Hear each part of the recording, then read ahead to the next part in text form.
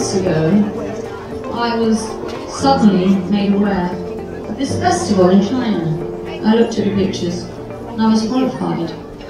And then I thought, what can I do to make a difference? I got angry. And so then we started StopYulinForever.org. And we thought, let's implement a change, let's stand up for what's right. We're a nation of dog lovers. I see all of you, and we know they are truly man's best friend.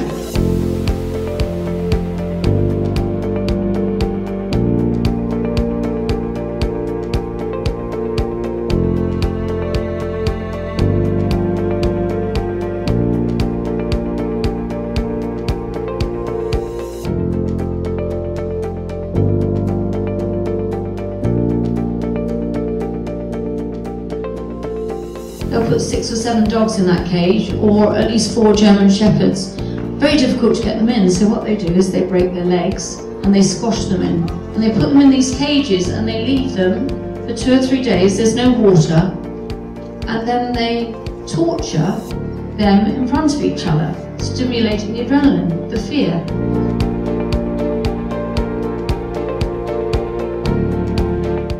Eating dogs and cats is not a Chinese cultural thing. I'm Chinese American. I can tell you this is a big myth. Majority of Chinese don't eat dogs and cats. They disapprove this practice. They despise this habit. Okay, we're going to begin the march. Everyone please behind the lead banner. Do not be on the sides. We want 4 to 6 people across and spacing behind the people in front of you. Are we together? Yes! Okay, let's do this! Stop Yulin forever! Stop Yulin forever! Stop Yulin forever! Stop Yulin forever!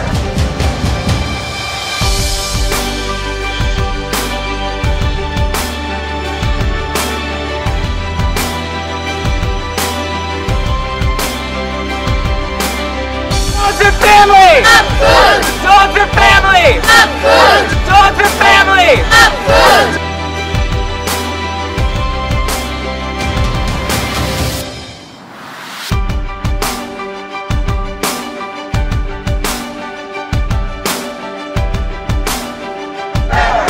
Stop Yulin forever! Stop Yulin forever! Stop Yulin forever! Stop Yulin forever!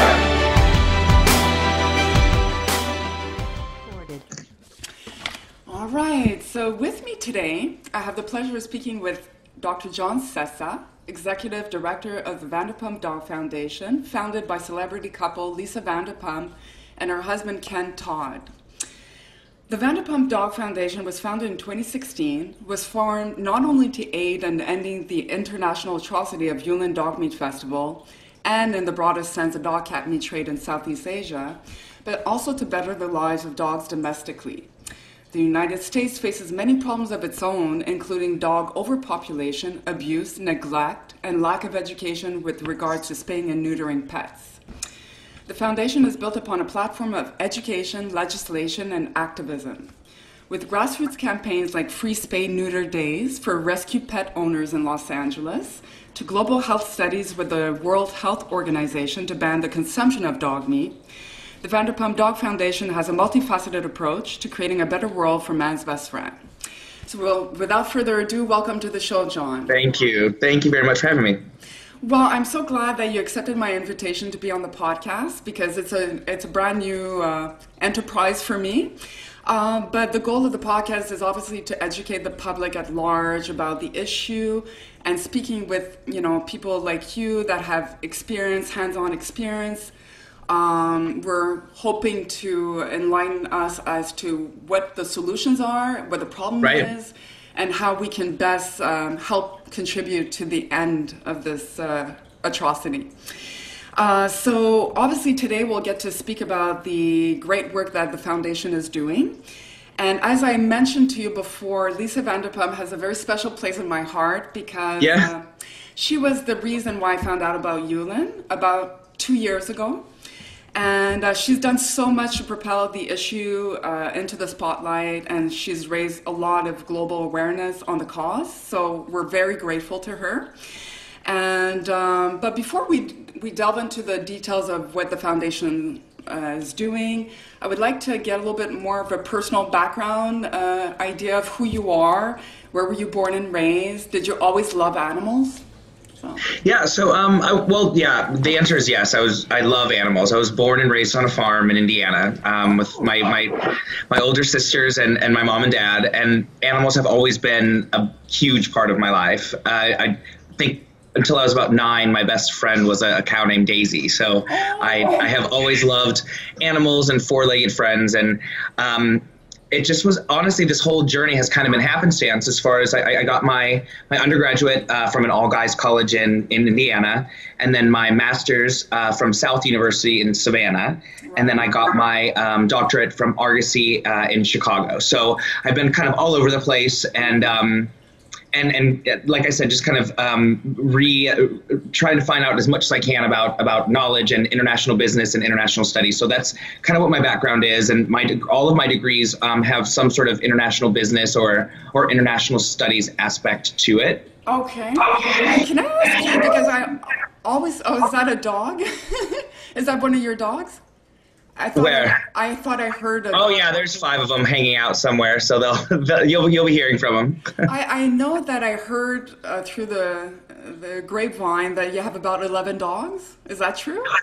Well, I have 5 dogs that are mine, but I have a nursery at my house, so I have a situation where kind of a verbal agreement with the city shelters. So when they have a mom that comes in that's pregnant, rather than spaying the babies and basically aborting them, they'll give me the mom and I'll raise the babies to be 8 weeks. So there will be at times 11 dogs at my house. But yeah, no, I love them, and I wouldn't change it for the world. But I was finishing up my doctorate in international business, and I was kind of talking with a group, and we had mentioned with Lisa to do a collar for Jiggy, which was just a kind of a one-off. It was something that I was just going to do as I was graduating, and we ended up selling out on Amazon and kind of delving into the pet industry. Wow. And then Lisa found the Yulin Dog Festival, which she thought it was something like Nepal, where they celebrate dogs and they kind of give them these flower crowns, and it's this kind of big celebration.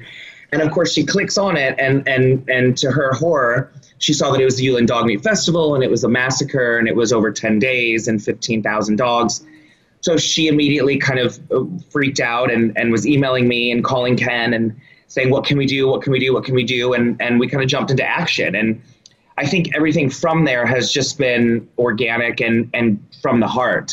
We immediately called Sharon Osborne, who's a huge animal lover. Yeah, and she agreed to do a PSA at Lisa's house. And we were just like, let's hire a video crew. Let's just try and get this done, and then we'll put it on her social. And we ended up doing a march that was from MacArthur Park to the Chinese consulate, and 1,600 people showed up with 500 placards and 60 police, a 60 police car escort.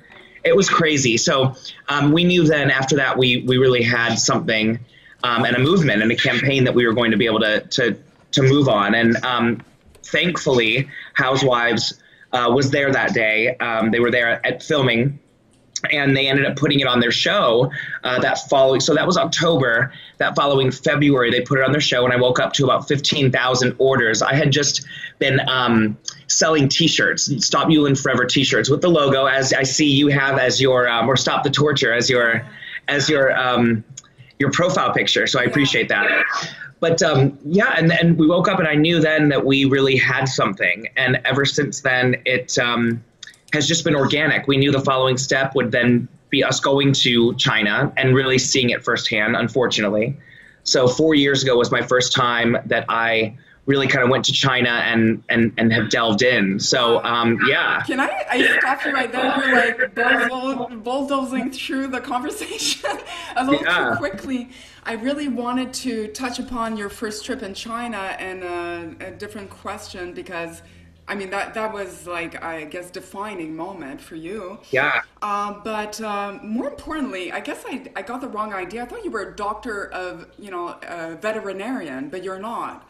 Yeah, I have a doctorate in international business and global finance. Oh, that's what, you're a doctor of international finance? Is that Yeah, what you said? yeah. Oh, wow. So I think that's the combination that kind of does work, because a lot of, people have said I've got the heart of a philanthropist but a mind of a businessman. So and I've seen a lot of different nonprofits that have unbelievable mission statements and unbelievable philosophies, but they can't they don't have the business sense to kind of back that up. And at the end of the day, as big as your heart is, at the end of the day, you have to pay bills, and it is a business. You have to be smart about how you do things. Yeah. So I guess on that note, I would like to know when you first met Lisa and her husband. Was it like? I actually met them through my partner Rick, and they were good friends with him for a while. And then, like I said, we were just we would have Sunday lunches together and things like that. And when I was finishing up my doctorate, Lisa had mentioned, what are you doing? What's your next step? And obviously I was going to LA and starting a business, and I didn't really know what that was going to be yet. So we kind of thought, let's delve into the pet industry and see where that takes us. And here we are. Oh, wow. So what made you move from Indiana? You said you were from Indiana to Los Angeles. I was actually modeling at the time, modeling and acting when I was like 18. I was say you're very, very handsome. So thank you. I was 18 and I was trying to make some extra money in college. So I thought, okay, why don't I go out to LA and go out there for the summers and see and try my luck. And I got a few jobs and was able to kind of pay my way. And that kind of made me realize that I really liked California, and I liked the West Coast, and I liked the vibe of California. So not that there's anything wrong with Indiana or Chicago, but those winters, I don't know how you do it there. Yeah, and those Montreal winters as well. I don't know how you do it. But I don't know I'm definitely California. I know I'm definitely California spoiled now, but no, the winters I think were the biggest deterrent for the Midwest. The people are amazing there, but but coming out to the West Coast was something I knew that I was in my cards and I really wanted to do. Well, I don't blame you one bit. Right. Today, it's very apparent. John, before filming this, he was outside, and I'm like so jealous. It's sunny and beautiful. And here with we the have palm trees in the background. Yeah, we have a snowstorm here in Montreal, Canada, and we're not even in December, so this is a little bit scary. Right, that Arctic tundra that came through. Yeah, that's it. So I was wondering, okay, so your first recollection of hearing about the Yulin Dog Meat Festival was actually through Lisa, because she'd heard about it, like she clicked the wrong link, and then she heard about the Yulin Dog Meat Festival, and that was just it was actually through. Yeah, and it was actually through her Twitter feed, as she was going through, they said, you need to check this out. And, like I said, she thought it was something like Nepal, where it was celebrating the dogs. And like I said, it was something like this. Quite the opposite, but exactly. Was that in 2016, would you say? I noticed that a lot of your foundation was started in 2016. Yeah, so 2016, February of 2016 was when we actually were founded, and then we started the Stop Yulin campaign that previous September. Oh, so, okay. So I found out about it on the Yulin 2015. And that's kind of when we got on board with it, and then we started campaigning actually that September. Yeah, because it makes sense, because in 2015, I think that's when Mark Ching went to China and he videotaped his trips and travels. And I guess it was all over social media, and I guess people got Yeah, and Ricky Gervais really got on board. I know Ricky Gervais in 2015 was really kind of promoting on his Twitter. So, yeah. Oh, well, I love Ricky Gervais because I always loved him. Like, he's so funny, but I noticed that one of his latest shows, his comedy show, I forgot what the name is, but I watched it on Netflix, and he mentions Yulin Dog Meat Festival. At the end, yeah. I mean, takes a lot of courage, because, it's a comedy show. People want to laugh, and then to introduce that dark concept, I mean, I was really proud of him. So yeah. I mean, I think the more people don't turn away, and the more they stand up and they say something, I think that and I'm sure we'll get into it, further on, but there has been a lot of change and a lot of momentum. So I think the more we keep, saying, what it is and not turning a blind eye, I think that's the most important thing. Absolutely, and actually the Yulin Dog Meat Festival has dwindled down to much less dogs being slaughtered. I mean, at the height, I think it was 15,000 dogs, like you mentioned, and lately I think it's more like 3,000, or it's. Yeah, so I was there. This last Yulin, and we interviewed, and it was a 10-day festival. I can guarantee you that it's literally a 1 to 2 day festival now. Oh, so that's huge. And then we actually visited the market where the dogs were sold, and rather than there being 6 to 7, which when I first kind of got on board in 2015, we had estimated 2016 there were 7 different areas where you can buy large stands where you could buy the meat. This year there was only 1. And there were 25 vendors, and they estimated that they sold about 100 each. So we're estimating about 2,500 dogs. Wow. The government did not allow any signage to say crispy dog meat. It just had to say crispy meat. So all of the signs. But the biggest thing in a communist, what I think we need to understand is, in a communist and in a collectivist society, if the government or the ruling force say that they're against something, then really the people are against it. I think one of the things that and I've never shared this before, but it goes along with this topic. I was talking to our group. We have 15 full-time employees in China now, and we always end up going out to dinners and doing excursions and doing team building things. Yeah. And in one of the team buildings, I was asking them if they don't practice Buddhism, what kind of religion do they really practice it in China? And they really said that they don't really practice a formal religion. And I said, well, who provides for your moral compass? Who provides for your direction in life? We use the church as our faith, or a lot of people use the church and their faith and their morality. But really, they said to me, the government. They look to the government for their moral compass for what to do. So if the government is saying we don't condone eating dog and we don't condone the Yulin Dog Meat Festival, the consumption goes down greatly. But so they're not saying it, though. Are they condoning it? They're not condoning it. They're not. And that's why they are not allowing them to have dog meat, crispy dog meat, as signs. They're saying that you can't use it. You can only use crispy meat. So while they're saying you can't do it, they're not banning it. No. But they're also not condoning it. Okay. So, so there's that fine line where they're saying it's not even really happening. Okay. And so, but by them really saying it's not happening, it doesn't put a lot of emphasis on the Chinese people to start celebrating it. No. So I feel, and I think we're getting a little ahead, but I feel that 4 years ago when I first went, it was still a chaos. I think that they were still celebrating it. I don't think that there was that much shame. 3 years ago, they had a summit in Beijing, and the Yulin mayor was not invited. Oh, so that was the first. So that was the first time that the Chinese government had said, we don't like what you're doing, and we don't like the negative marketing that's going on internationally because of Yulin. Right. So my idea is, obviously, if you're going to take something away from a town, you need to subsidize that with something. So if you're going to take away the consumable market of this festival, we have to provide something. Like, for example, HSI provides a blueberry farm to South Korea. So if you relinquish your dog farm, HSI will help you with put in a blueberry farm. Yeah. And with us, we really don't have that option. So I was thinking, how can we do this? Well, last year, there wasn't any tourism uptick because no journalists were allowed and no foreigners are really allowed. And were not a lot of consumer uptick because there were only 2,500 dogs consumed, and it was only one day. So I think now, as a collective society, if we say, all right, it's only one day, it's not that big of a festival, let's just stop it. Yeah. And then that would be a domino effect of all these other things that can happen. So that's kind of what I think the push is, yeah. That sounds great, but we all know that it's not just an annual festival, right? It's a everyday occurrence. I mean, there's dogs being slaughtered every single day.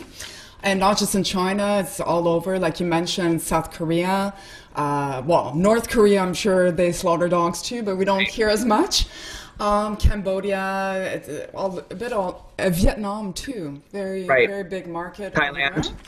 But I guess for now, you guys are still focused more on ending the festival, so at least it doesn't inspire people to participate in that kind of Well, I mean, we do have House Resolution 401 that was passed through Congress, and we just had a Senate component pushed to the Senate floor, not pushed to the Senate floor yet, but pushed to the Senate, and that does condemn all of dog and cat meat trade throughout all of Asia. Right. So while as a diplomatic society, I think it's important that we do condemn it. I think that just stop it. What I've learned through the past 4 years is steps and patience. And I think that's the only way. I mean, you get so emphatic when you see, and obviously me visiting the slaughterhouses, I've been gut wrenched. And so obviously I want this to be done yesterday. Yeah. But I also have known that there has to be a calm tranquility in the fact that each step that you take forward is a huge step in the right direction. Yeah. Bacchanal and Yulin are the two kind of champions for dog meat and dog meat festivals. Yeah. And so if we can kind of stop them and shame them in a way that it allows, like I said, for a domino effect, and then let's see what happens next, and let's see what the next step would be to really making sure. And I do think, I mean, most of the people that I have come in contact with have never touched dog or cat meat, and it's very generational. That's very true. You know, and so I do, while I hate to say that it's going to happen for a whole nother generation, I do see that it is going down, and the rate that people are consuming dog and cats is greatly reduced. So that is a victory in itself, and it's wonderful. Yep. But I guess I want to talk about your first official trip to China as the head of this foundation. When was that? That was 2000. Well, I guess it was 2016 when I went. If we started 15, so 2016. Was it the first time you were visiting China? It was. Yeah, I remember having to get my the Chinese visa and that whole. I mean, it was crazy. I mean, I've never had to go to a country where you had to get pre-approved, but I do remember when I scanned my passport at China Southern, which was the airline that I took, I remember thinking my life is never going to be the same, and it really hasn't. So, I mean, both emotionally, physically, what I've put out there, the campaign that I'm running now, and I had no idea that, you know, I'm so honored that, you know, someone like you from Canada that I've never met is using, a logo that we've done and a campaign that we've done as their profile. So it's awe-inspiring even to me, and I'm kind of living it. So it is. Well, you've inspired us all. You know, it's great the work that you're doing. But when you first landed there, what was the objective of the trip? Was it to start a shelter, or was it more for the documentary? No, it was just to learn, really. The documentary was a subsidiary. I knew that we were delving into something that no one had done, and I knew that having Sharon Osbourne and Ken Todd and Lisa Vanderpump and Lance Bass and everyone that we have on board, I knew that we had to capture this because, you know, for all of these celebrities to come together, for it to be in China, for it to be a movement like eating. I never even imagined eating dog and cat before I got. I mean, now obviously it's so in my forefront and common, but I mean, when I first heard about this and when Lisa first told me, I said, there's no way that people are even eating dogs, let alone celebrating it. So, excuse me. So all of this was kind of new 3.5, 4 years ago. But going into China, and I'm writing my speech because it's our annual gala this coming Thursday. That's right, the gala, the Vanderpump Gala. Yeah, the 21st, yeah. And I just said the first trip to China was like getting thrown into the ocean where I couldn't see land. Yeah, and I don't imagine. And I mean, you would think, oh, well, there are English signs that are underneath whatever that respective country is. So underneath the Mandarin or the Cantonese, I imagined there would be an American sign. Nope. Nope. And then I thought, okay, well, most of the world speaks English, stupidly. And I'm thinking, well, I can just ask someone. Yeah. Nope. Nope. And so, you know, it really was not only getting over the language barrier, but getting over the cultural differences, and then getting over the fact that Westerners in Eastern society are really not taken well. You know, I mean, they don't like us. No, you know, and we stick out like a sore thumb. You know, it's a very homogenistic society. Like I said, I had to get a passport to go in. I mean, a visa to go in. So no, I mean, I have to say the first 2.5 years were really tough. I mean, I'm not going to lie. It was cultural barriers, language barriers. I would drive 6 hours into the middle of nowhere to try and chase a dog truck and then sleep in the car. And then finally, when you get the dogs, you have to put them into an area, but you're in the middle of nowhere. So then the local villagers don't want all of the infestation, the disease that all of those dogs bring. So in the middle of the night, you'll have people come and kill the dogs. You'll have people that make you leave in the middle of the night. So one rescue in particular, we moved 4 times in one night, and that's 400 dogs, moving them 4 times. So, I mean, it literally has been such. Now, obviously, I have more of a routine, and we have an office there and a staff and things like that. But the first time, I have to tell you, was brutal. One of the most intense things I've ever gone through. And she kind of just sent you to China on your own, or were you accompanied by other people? Or? Oh God, I mean, I was leaving and she was still kicking and screaming. But I mean, something that I think you saw also on the last season of Real Housewives of Beverly Hills, when kind of Puppygate went down and all of that situation with Dorit, Lisa didn't want me to say anything, and I ended up saying something. So I think what people kind of need to realize is that I'm not an employee of Lisa's. I'm her partner. So as much as we have the same mission, there are certain times where we disagree, and we just kind of have. Want you to go to China? No, she doesn't. Every time I go now, she even says, "Why do you have to go? Why do you have to go?" So, yeah, exactly. You know, I literally, I mean, she was kicking and screaming the first time I went, and made me call her 15 times a day. And no, it definitely, I did go alone. And I think that's probably the only way I probably could have done it. I don't know many people that would have put themselves in that situation. It's a little scary, but I mean, you were courageous enough to do it. But can you, first of all, before we step into that, the last season of Real Housewives, I was so glad you brought it up because I was really angry. Right. I guess a lot of people, they adopt a pet and then they quickly dismiss it. The child doesn't like the dog and then they bring it back to a shelter. It's inconceivable to me because when you adopt a pet, it's for life. It's a family member and you have to be dedicated. Okay, so if it doesn't work out, at least call the center back, right, or bring it back in. Exactly. I'm not sure exactly what happened, but I was really upset myself, so I was glad that you kind of outed her in that sense. Okay. Right. I guess the other question is, you described your first trip and you had to how do you intercept a truck full of dogs? How do you go about doing that? So there was a penal code that was enacted in 2013 that for every dog that's transported, there needs to be a certificate of origin. So proof of rabies, proof of vaccinations, things like that. But because the government doesn't recognize the dog and cat meat trade as a trade, 80% of the dog and cats are stolen pets. Yeah. So the majority of people that are activists that have joined our campaign and joined our fight are people that have lost their dog or cat to the trade. So they'll, and something that a lot of people in America don't know is we're so used to curbing our dog and making sure there's a leash. There's not really curbing your dog, and there's not really, so a lot of people, even if they love their dog, it's not natural to have a leash on your dog. They may just have them walking about the street. So a lot of times people will be, on their cell phone and then they look up and their dog's gone. Oh my God, that's crazy. So, and then what happens is when we approach a truck, well, we have activists now. So in our downline, we have about 15,000 activists in our kind of group chat. 15,000. Yeah. So they end up kind of all having this kind of communication network of, I saw this truck on Route 2. I saw this truck on.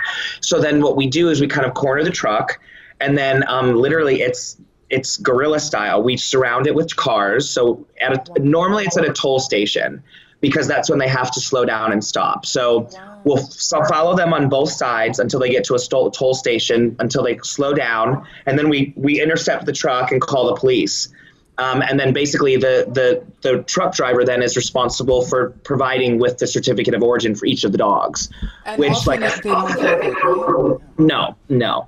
So then it's a negotiation with the police officers, whether they allow us to have the dogs, proof that we'll have a shelter for them, proof that we have a hospital for them, because if not, then they're throwing into government quarantine. And so government quarantine is basically like putting them in a warehouse, and these are all sick and dying dogs. So it's basically just whoever makes it, 80% die. That's what happens. That's the reality. So, yeah. So it's really, it's a stressful situation. And it's not just, and that's what not everybody, I think a lot of people, it's a misconception, is the rescue happens the day that you surround the truck and the day that you get the dogs. That's not really the rescue. The rescue happens months and years afterwards. I mean, we took 131 dogs from last year's trade, and it was 8 months of hospitalization, probably $160,000 US to get them back to health.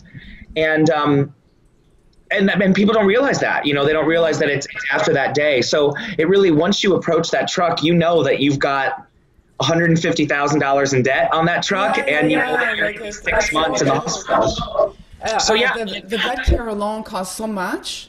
I mean, a lot of them need operations. They need constant attention, right? Like they need a lot of help. I can't tell you how much. These are not healthy dogs. No, and not to be too graphic, but just pulling the dogs off of the truck in their metal, rusty wire crates, limbs fall off on you. So, I mean, you have to deal with the fact that these dogs are amputees now, and the fact that they have to get into surgery immediately. You don't have any time to waste with them. So, oh my God! But 160,000 for 8 months. Is that what you said? That was what it was. It took 8 months to get the last dog out of the hospital. Oh my God. And so the hospital bill after that was about 156,000.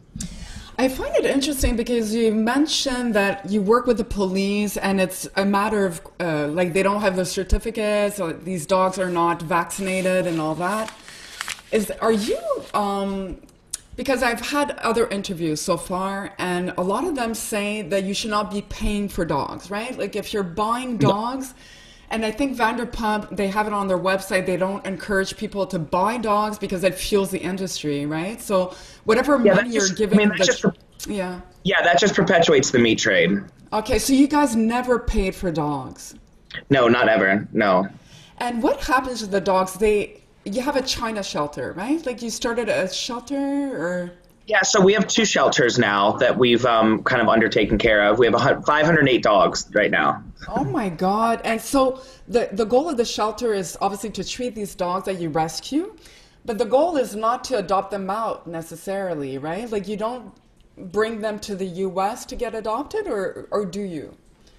Well, partly we do.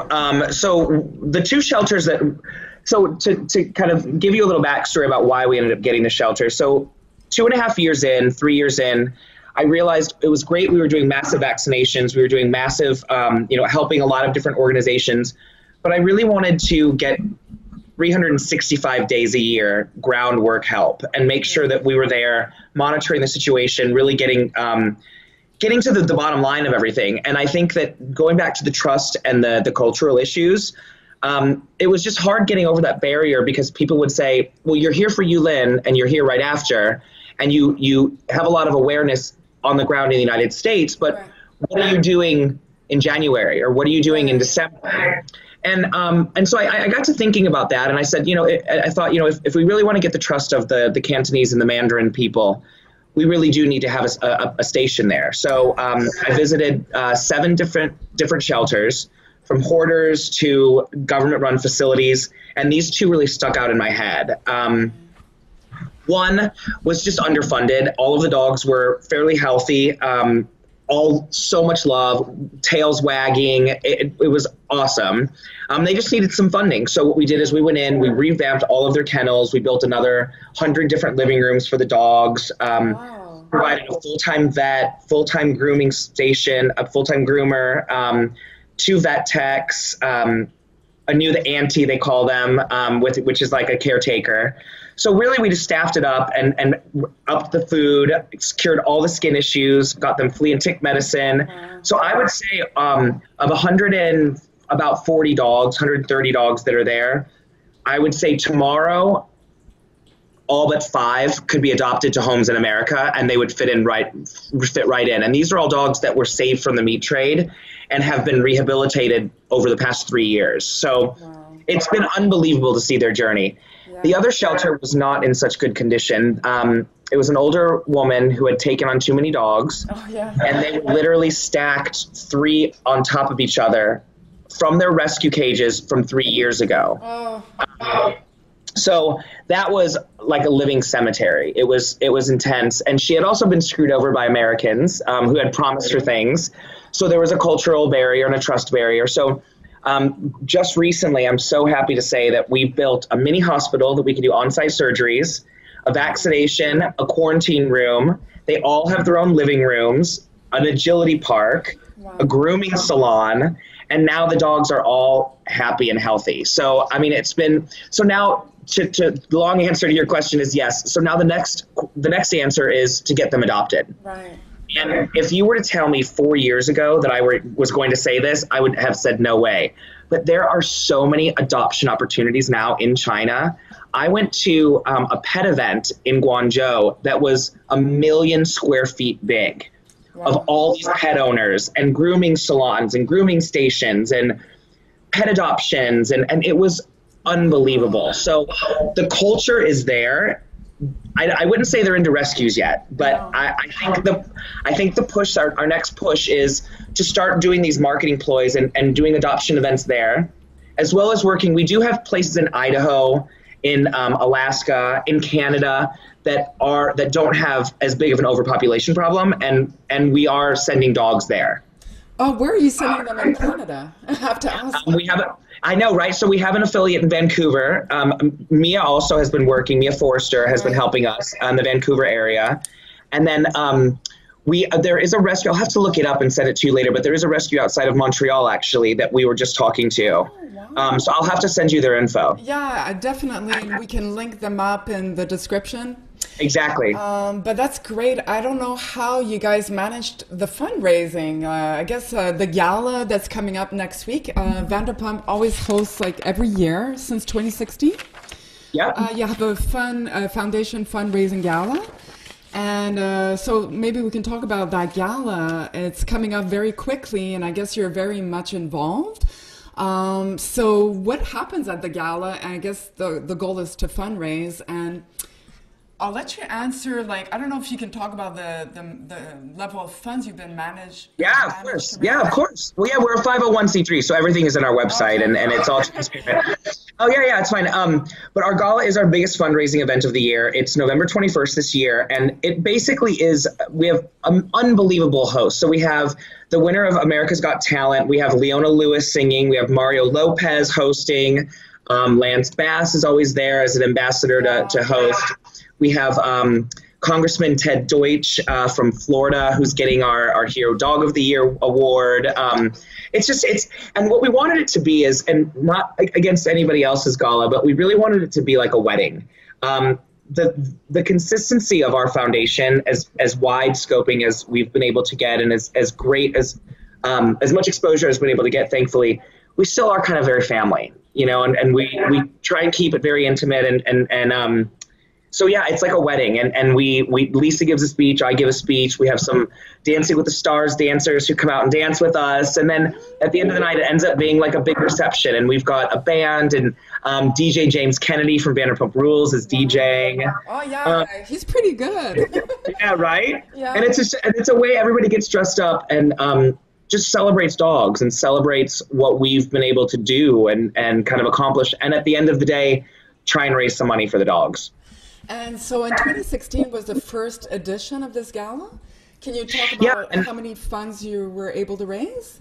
Yeah, so the first year was a little bit smaller. I think we raised like $275,000. But this year and the past few years, because the Taglian has a capacity of 450, we kind of are capped out at like around 350 to 400,000, and that's gross. But that's huge. That's huge.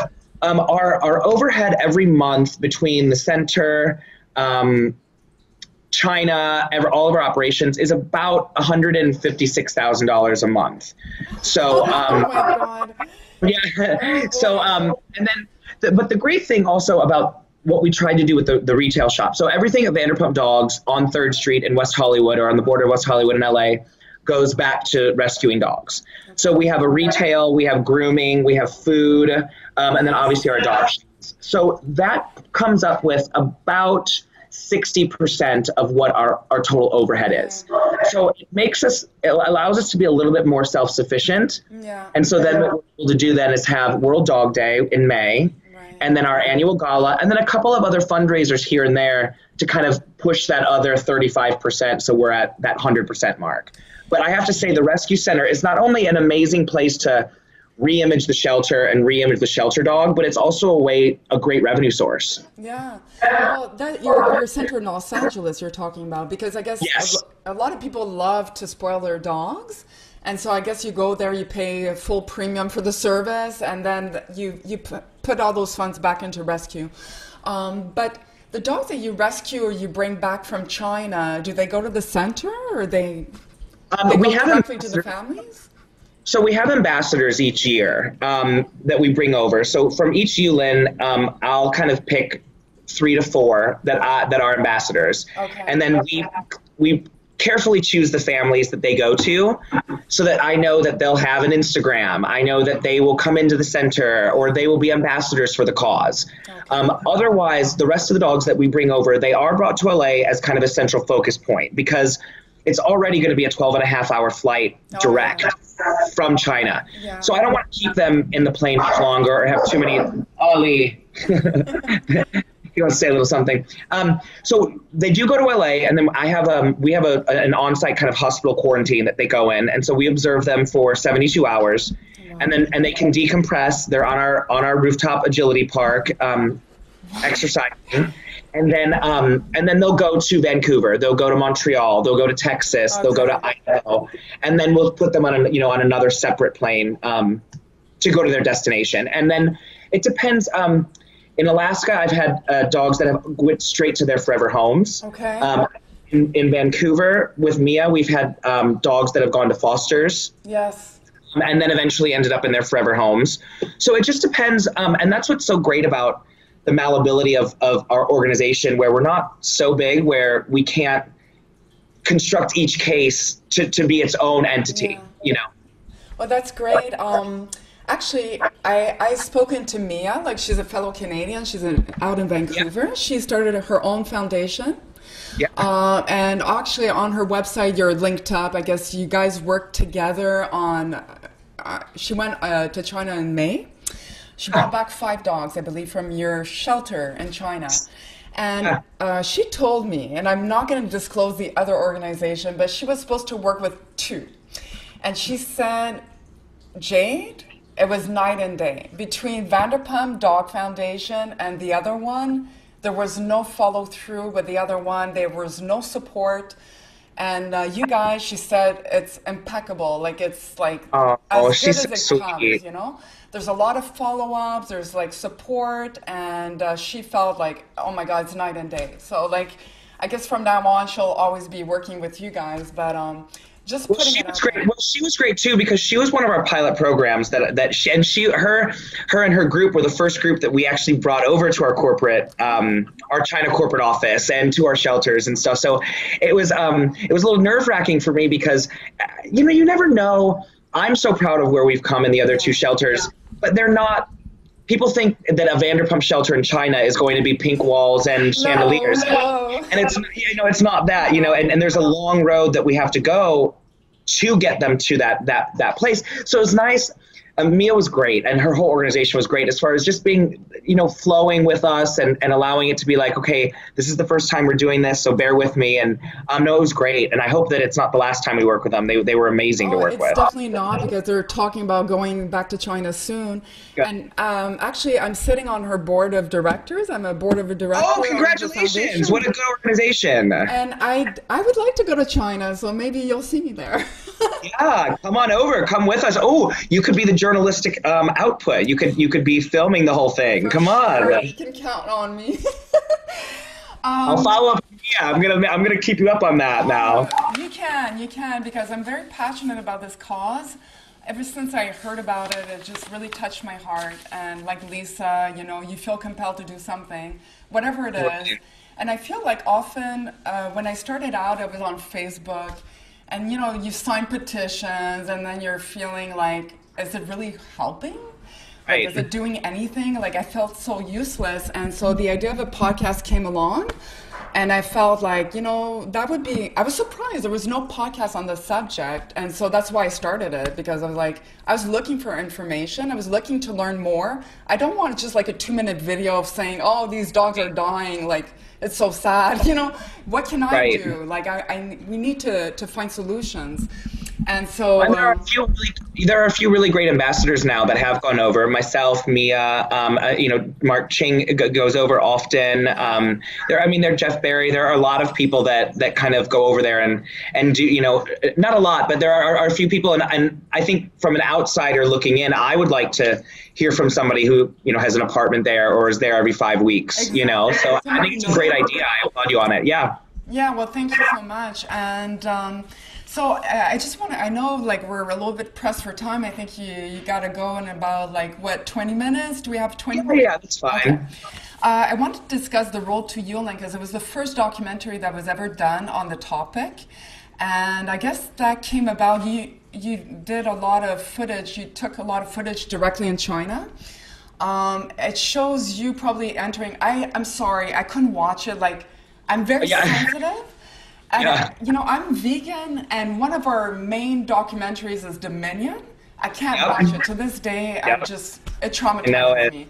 Yeah. But I've heard great things about it, obviously, and I will link up because you can watch it on Prime Video, right? So yes, Amazon Prime. It's on Amazon Prime. If you just look up The Road to Yulin and Beyond on Amazon Prime. I do encourage everyone to watch it.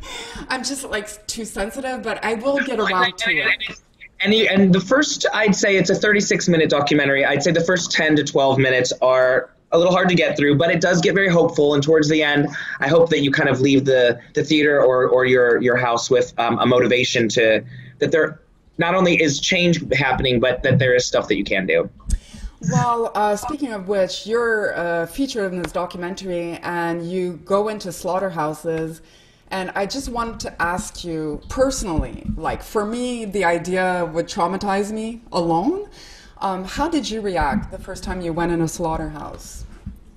Well, they captured it on film, and I broke down. I tried to be very calm and focus on the task at hand. And we were asking. There were 13 different vendors that were selling dog meat at that particular slaughterhouse or market.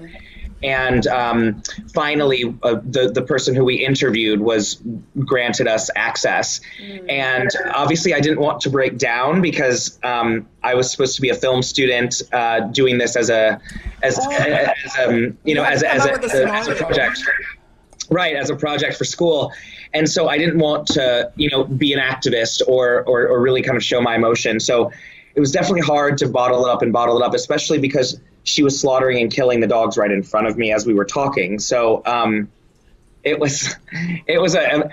there was one moment when right before that moment where they caught me crying, where they had a golden doodle. I mean, a golden retriever, large golden retriever, and the first time they blew it, they did a blow to the head, it didn't work, and so you just saw him in suffering, and you saw him just kind of really sitting there, and then they kind of hung him up to do, and they started, you know, cutting at him right there while he was alive. There was no thought, there was no mind to it. They didn't even hear him screaming or crying. And to me, that was kind of, okay, unfortunately, the way she was kind of killing them, I didn't hear that, and there wasn't a lot of suffering the way she was doing it. But for some reason, this one slaughterhouse with this golden, they I don't know if they took pride in it, or they really kind of were doing a damage to this dog. So that's when I lost it. Yeah. But and I have to say, otherwise now, I haven't put myself in a lot of those situations. As far as I went to Yulin and I went to the slaughterhouses then, But that was the first time that I had been in over a year. So not every trip that I go to China it's filled with me entering slaughterhouses and torture. No. I wouldn't be able to handle that. Now when I go, I have 2 shelters, I have a manager, and a lot of times now it's actually happy. It's actually happy because you see 508 dogs that were miserable and a year and a half ago in hospitals to now they're running free and they're playing, and at least I can see the progress. Well, it is amazing how resilient they can be. Eh? Dogs, they're amazing Unbelievable. creatures. And I know because I volunteer with HSI. Yeah. And they brought back dogs and as recently as actually the dogs left yesterday. Yesterday morning. Nice. They brought back dogs at the end of September, HSI Canada, and there were about 80 dogs. And every time I'd go volunteer, there'd be less dogs and less dogs. And last time I volunteered, there were 20 dogs. And, nice. All of them left Thursday morning because not all of them are adopted out, but some of them go to specialized shelters. Like there's one close to Montreal that specializes in very reactive dogs that are very traumatized. And some of them are going to foster families, but they're all like taking their step into their second life. And I was really surprised because working with dogs, like you see them day one and they're very skittish, they're very afraid, they're at the back of their cage. And then as I would come, like they wouldn't see me that often, I'd come every week or something. And at one point I started being able to pet them and, you started seeing them come alive, and it's pretty magical. And so, I think that's the most rewarding thing. And that's what I have to remind myself when I do enter places like the slaughterhouses, or I see those devastating cases in LA of dogs that were abandoned in a dumpster, and you say, how the heck can humanity be this terrible? And then you see the dog's journey going from, like you said, scared in the corner to being the belle of the ball at the center, So it's such a rewarding thing to see them, and they are so resilient. And all of these dogs in China are a complete testament to that, because they have all been in the dog meat trade, and now look at them. I mean, they are unbelievable. They are, and that's the reason why we do it, right? Like that's exactly. Keeps us going. But for someone that's been directly in China, can I ask you, like, is it routine for them to torture them alive? Is that part of the process, in your opinion? Because obviously, there's a lot of footage out there. We see them blow-torching the dogs, boiling them alive. And a lot of my vegan friends are like, oh, it's the same with pigs, the same that we do to cows. But in my opinion, I think it's a little bit different because they have the intention of causing as much harm as possible. So I don't see too many farmers wanting to torture their cows. I mean, it happens. I know it happens by usually workers, but that's not part of the mindset. But here in China, they have this disturbed belief that the more pain the dog goes through, dogs and cats, but cats to a lesser degree, but the dog, the more adrenaline runs through their blood, the better the meat, or the more like health benefits they will get from. Is that true, or is it? Well, I mean, it is an Eastern belief that you do get medicinal values from your food. So the dog, they do say, is a tougher meat, and so it's more masculine meat, they say. And exactly, and the more adrenaline that goes through them when they're killed, sometimes they do believe it does toughen up the meat even more. So during festival time, they will inflict more pain on the dogs in order to promote the festival more and say, my dog meat is going to make you more virile, make you more masculine, make you more manly. As Western medicine is infiltrating the Eastern world, and they see that you can take a pill for that rather than eat dog meat, it's getting a lot less, it's getting less and less. I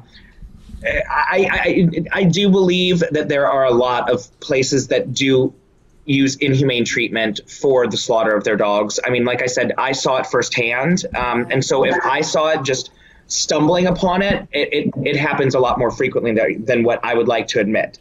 That being said, on the other hand, the one slaughterhouse that I did watch and spent a significant amount of time with, she was very methodical. And she would hit them over the head, put them in boiling water, take their fur off because it would soften the fur, take their fur off, put them back in the boiling water, and then blowtorch their skin. And at that point, is the dog alive or no? And the dog is hopefully not alive after it gets hit over the head. Okay. After that, it could be stunned. It could, they could wake up. So there's no real great way to do it, to be honest with you. But I do think that because during festival time, and that's why, again, going back to why it's so important to stop Bacchanal and the Yulin Dog Meat Festival, because it is a symbolism of a tradition that needs to stop. Right. And that torture and making the meat virile and saying that it's going to, have you, be better in bed, it's a wives' tale. And so the faster we can kind of get over those preconceived notions, the faster, it'll end. And do you feel like the younger generation are more aware of that, dogs and cats are pets in most of the world and they should not be consumed? They're just as addicted to social media as we are. Yeah. And so, I do think that having pets and having dogs in the home is becoming very common, very common. I do think that getting into the rescue culture is still something that's new to them, and that's something that I would like to be kind of our next mission after we stop the Yulin Dog Meat Festival. And that's really, I don't know if we can necessarily outlaw or ban or stop dog meat consumption in general, just because the statistics are still, like you said, 10 million every year just in China alone, all year round. But if we can make it so socially stigmatic and socially, are ashamed to it, I really think that it will stop. And then at the same time, infiltrating this kind of glamorized rescue culture with Lisa Vanderpump. We're speaking with some social influencers from China. So some people that have higher influencers on their WeChat and Weibo. So their social media is WeChat and Weibo. So you have your Weibo boards and your WeChat. The Weibo's just like YouTube, and then WeChat's just like Instagram or Twitter. Right. So the more followers you have, and the more we get those people on our side. It's just like here. Yeah. We have influencers that infiltrate their social market that can make rescuing dogs cool, Absolutely, and that's key, I think. You need to work with the people. It has to come from them, right? And I think if you would get a celebrity Chinese to say, advertising campaigns, some people have brought it up that, make dog meat uncool, exactly. Make it, like you said, it creates stigma around it, say that it's, only for old, crazy people. Right. Hopefully that will slowly change the population. But. Right. Or even have one of these people that have, because they have, more population than us. So their influencers have, 25, 30, 40, 50 million followers, like nothing, and so if we can even just make them have a rescue dog that's in their photos all with them, and it's not a purebred poodle, but it's a Jindo that was rescued from the meat trade, and it's somebody that has 50 million followers. It's a pop culture icon. That's all. That's what you need, So again, now that we've had it stabilized, and that now that we kind of have our grasp a little bit more around it, I think now we're kind of going to start infiltrating, like you said, within, and really kind of getting those influencers, getting those politicians, and doing something similar to what we did here. I'll never forget HSI. When we first started, I asked Congress if Lisa could come and speak. And obviously, when a celebrity wants to come and speak, it's different than a social organization. And so I invited those front runners at the time, Animal Hope and Wellness, HSI, Duo, ourselves, to Congress. And I'll never forget, HSI was like, how did you do it? And I said, Lisa Vanderpump was going to show up, and all the doors opened wide. So if we can follow that same template, but in China, with an American like Lisa and then a Chinese person with influence there, the two can kind of mix together, and I think all the doors would open wide open, and then we kind of get our plight. So I think that's the next step, honestly. If we were to say if you were to ask me what my next step is, I think it would be the adoptions, getting our name out there in the China world, and really infiltrating, just like what we did here, where in America, where we make rescue cool, we make reimage the shelter dog, do the same there, except reimage the meat trade dog. Well, I vote for that. I know, right? It's exciting. Okay, so I wanted to touch upon World Dog Day. Okay, so I love the fact that it was Lisa Vanderpump that inaugurated that day. So we were sitting again in our ingenious ideas out back in the dinner tables. We should have like a camera following us in these. Sure, all the dinners. I know, right? So we were sitting there talking. We were thinking, okay, what can we do that raises awareness, but also puts light to this is what a real dog festival should be like. This is what celebrating dogs is. And the antithesis at the same time of the Yulin Dog Meat Festival, or around the same time, so it's the antithesis of what they're doing. Right. So we were thinking, what do we name it? What do we name it?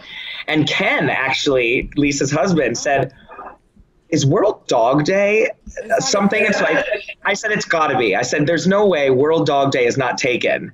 And so, right? And so we searched and searched. We got our legal team to search trademarks and patents, and there was none. So we patented and trademarked World Dog Day, got it a national holiday. Wow. And the rest is history. So now the third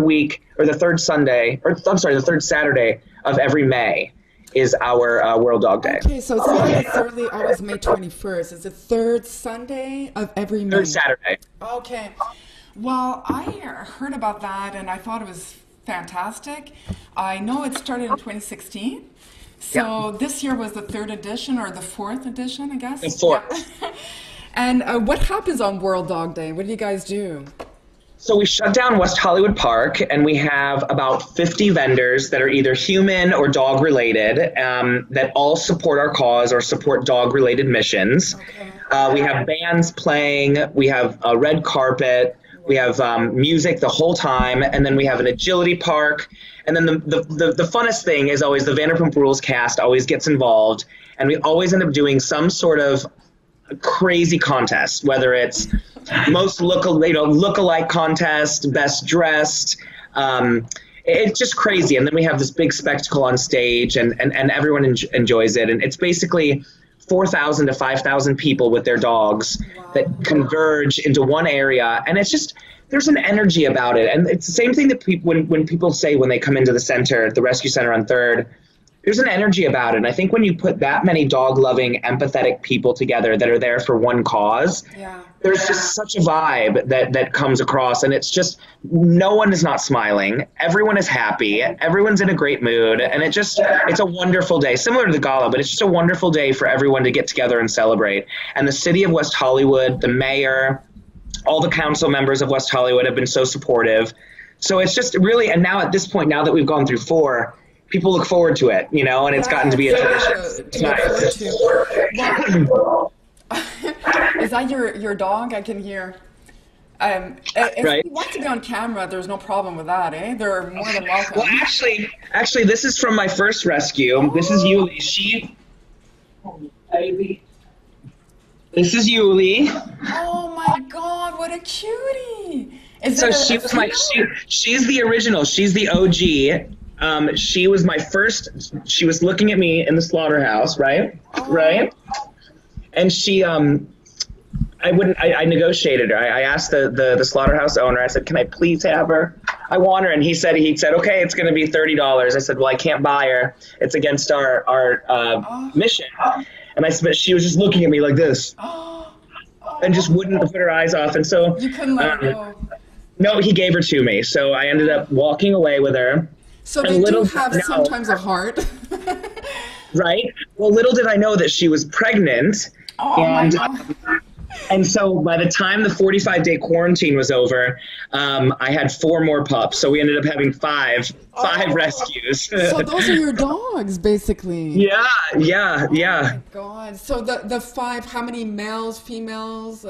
So I have her, and then I have 2 male, her 2 sons, and then I actually found homes for the other 2. So I have 3, the mom and 2 sons. And what's her name again? Yulin Hope. Oh. That's So she's and I have to say, she really, I mean, she's the OG. She is the whole reason why we're doing this. Lisa fell in love with her. I fell in love with her. And now we just, here's your son. Hold on. The OG of Yulin.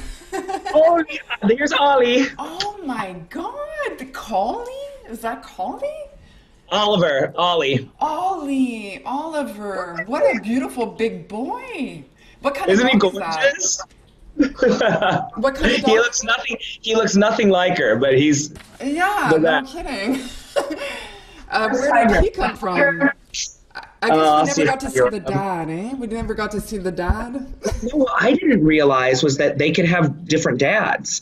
So of the 4, there were 4 different dads. So that's one son. Hold on, I'm gonna leave the screen for a second. Hold on.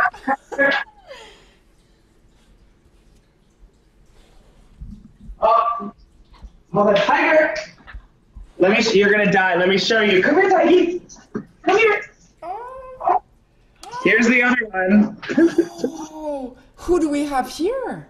This is Tiger. Tiger. Oh my God. So it's completely different Are you dads. a tiger? You're a real tiger?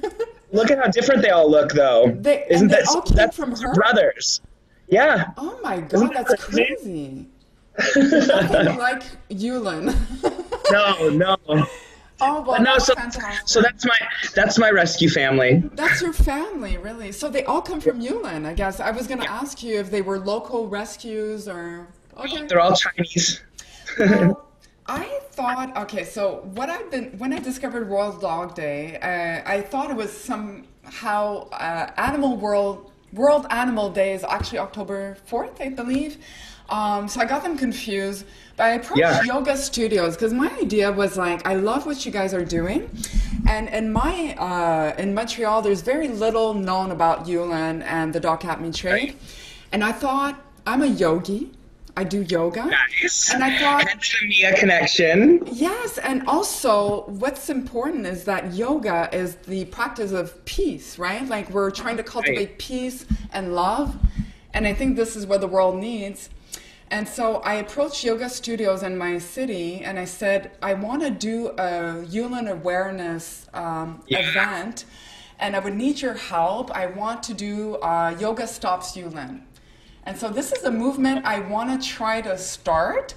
And nice. Maybe this year, actually I got a studio owner to actually agree to do it. She loves dogs. Nice. And she has dogs of her own, and she was the first one to actually jump on board. The other ones were like, I don't think I want to tackle a dark subject. It's like hard, this. yeah, it's hard. I got a lot of pushback, but this year, like in 2020, I want to try to do it on World Dog Day, May 21st. Nice. And I don't know, maybe there's a possibility of getting someone in LA to also do like Yoga Stops Yulin on that day and like try to create a movement. We do yoga before World Dog Day starts every year. Okay. So we can maybe name that campaign, Yeah, like I think it's a brilliant idea because there are a lot of people practicing yoga all over the world. And if we could do something like this every year on World Dog Day, people go, Yoga Stops Yulin, they go and whatever they would pay for the class, it goes to a nonprofit to save dogs. You love it? I love it. I love it. We have a similar model that we do here with some fitness classes, but it works really well. And it's a great way to raise funds rather quickly. I noticed that, I think it's charity spin class, right? And So we do some spin classes. Yeah, we do some spin classes. We do some things in LA. But yeah, it's a great way to raise some money. People can support, and it's also a pretty quick fundraiser. Yeah, and like as yogis around the world, you can jump on the bandwagon and help make a difference and get your yoga on. So like, I think it's a great idea. So I love it. We'll be talking about that. Yeah. And lastly, before I know you have to go, but I want to talk about the march because the march was huge. It was in October 4th, 2015. And Lisa started this march in Los Angeles. I think this is what you opened up with. Yeah. You said that they marched from, I don't know where, in front of MacArthur Park, which is almost downtown LA, to the Chinese consulate. Okay, and this was in 2015, and people mimicked that movement, like in the UK, I guess London. You said somewhere on your site, Canada? I don't know. Yeah, so during that same time, there was a group in Vancouver that I was working with. It was in the UK and also in Germany. But everybody kind of convened and did it at the same time, which and was China also, right? Like exactly, yeah, which was incredible. And I was sending the signs and our placards all over the world at the time. So it was a great way to start it, and it was a great way, I think, to say, okay, we're here and we're not going to be going anywhere. And it was a very strong and bold statement to kind of start the campaign. Now we've gotten a little bit more working within China, rather than, I think it's great to get your voice known. And I think demonstrations are unbelievable as far as, like I said, awareness and getting your name known. What we want to do now is kind of work more with the Chinese population and kind of work from within. And so, like I said, that's why we're doing more things like working with influencers, working with politicians, rather than kind of working against or screaming or yelling. Yeah, exactly. I think there are different phase structures to protesting and to activism. And I think maybe the shame part needed to happen. And I think that definitely it needed to be shamed in order to get it out there. But I think over the past, 3 years, we've done that. They get it. They're shamed. But now it's, okay, now that you're shamed, let's not dig that home. Now that you're shamed, now that you know what the problem is, let's figure it out together. Yeah, like be more constructive and find solutions instead of exactly. And a peaceful and you'll love this as being a yogi, but more of a peaceful understanding amongst a community of people that think the same way, and approaching it from different angles. Like I said, whether it be economic, Yulin is not an economic prosperity for anyone at this point. Whether it be through politics, it's not a good thing as an image. Right. Or just through activism. So I think that there's a peaceful way that we can go about it now. Now that it's out there. Absolutely. And on that note, I think it was Andrea from Duo Project. Yeah. She's actually working with the population. She's got a bunch of programs trying to educate the population that dogs are sentient beings. And they can be amazing companions, and they can help, in the case of autism or whatever, they're there to help us and to be our companions. So I understand that at one point it's okay to blame and shame, but at one point you got to move forward. Exactly. That's like having an argument with somebody and then just continuing to yell and scream at them. At some point, you're going to have to move on. Yeah, at some point you're going to have to move on and come to an amicable agreement, or you're just going to keep on screaming at each other. Exactly. And so one of my questions I usually ask my guests is, who else do you think should be on the podcast? Who would you recommend, and why? Oh, gosh. I really think that Congressman Elsie Hastings, if you can get him. Oh, my God. Okay. We'll see what we can do. Yeah, no, I honestly, or even if you can get Lale, his chief of staff, right. She hates the cameras and she hates all of that. But honestly, they have been, since Lale saw it, and I have to say, Housewives have been such an unbelievable promoter of this and getting it out there. But ever since Lale saw it on Housewives, she's been such a huge proponent and someone who's really been screaming from the rooftops and getting it in front of the congressman. Yeah.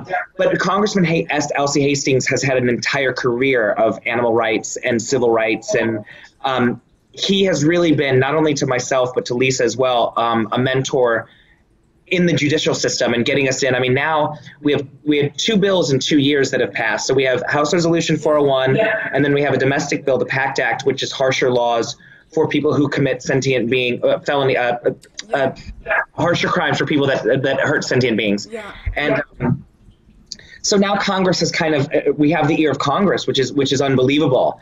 But it's only because of Congressman Elsie Hastings, who kind of gave us his stamp of approval and said, hey, come on board. But definitely 100% someone from his camp would be unbelievable. Well, yeah, you touched upon that. Like HR 6720 is the bill that got voted in December of 2018, and that makes dog-cat meat illegal in the United States. And this is what we're trying to do in Canada. I know you probably know James Chai, Yeah, so he started a petition on change.org. I tried to promote the petition as best as I could over the summer, but it looks like we got more than 100,000 signatures. Nice. And we will be presenting it to Parliament in December, and God be willing, we can pass this bill, because it actually, people were questioning me, like, why is this important? We don't have a dog cat meat trade here, but I go, actually, we do.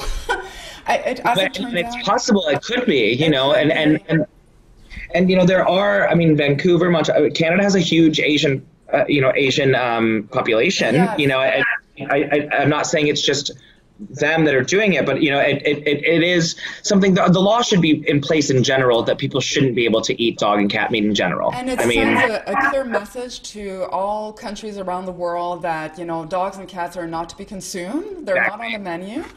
And it's important because, you know, the dog cat meat trade is very vicious, it's very brutal, and it's senseless. You know, we don't need to eat dogs and cats, you know. We don't need to eat meat, period. That's my opinion. But, you know, especially dogs and cats, they were never designed. They were never bred to be food, you know? Right. Right. So, you know, hoping it'll pass in Canada. Well, good luck with that. You'll have to keep me in the loop and let me know what happens. Oh, yes. You know, I'm hoping for sure. I've actually reached out to Humane Canada to try to get their support, because they do a lot of legislation work. And so if we can get that bill passed in Canada, it'll, you know, trickle down. But my last question, I guess, is HR 6720. What is the impact towards the dog cat meat trade in Asia? Do you feel like it's helping, or like? Well, I mean, I think domestically it's very important, like you said, to send a signal of sentient beings should not be consumed. And we, as the United States, are going to be the forerunner or the front runner in doing that. Hopefully Canada now, with your help, will follow suit.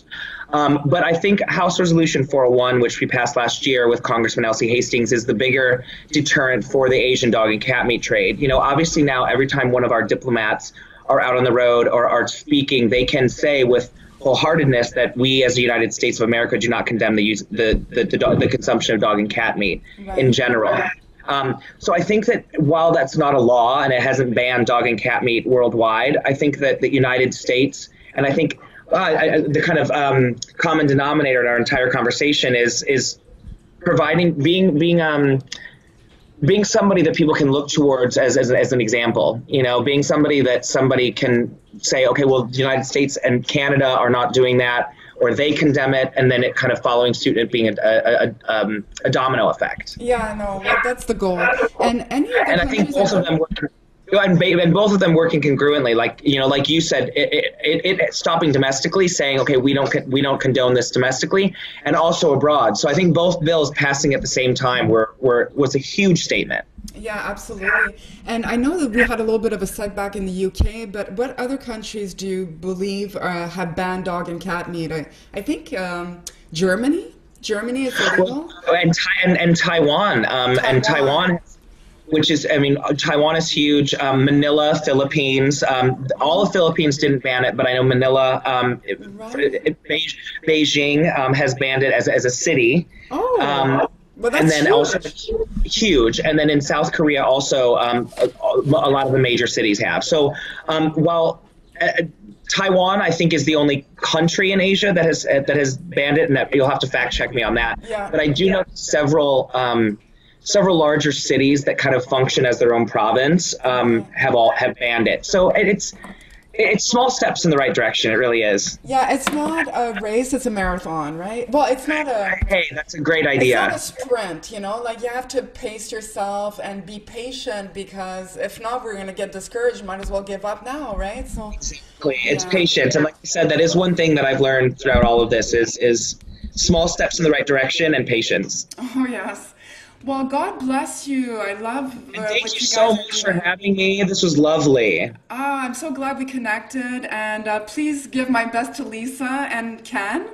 I will. I tried to wear pink today. I don't know if it reads as pink. It's more like... It's a little red, but I get it. It's a good pink. It's good. It's like fuchsia. I normally don't wear pink. I'm always in black. But for Lisa, I did this, okay? I love it. Well, please be in touch. And if you want to go to China with me, let me know. And let's connect with me, you and Mia. Well, when are we going to China? I know. Well, I'm there every 5 weeks. And if anybody's watching, www.vanderpumpdogs.org, you can find out more. On Instagram, Vanderpump Dogs, and you can follow all of our adventures. And then I'm Dr. John Sessa, if you want to follow me and follow my journeys when I go over to China. Absolutely. We'll link all those things up in the description. And I thank you so much, John. You've been very generous with your time. Thank you so much. And we'll definitely be in touch. Okay. Bye, sweetie. Enjoy the rest of your weekend. You too. Bye. Bye.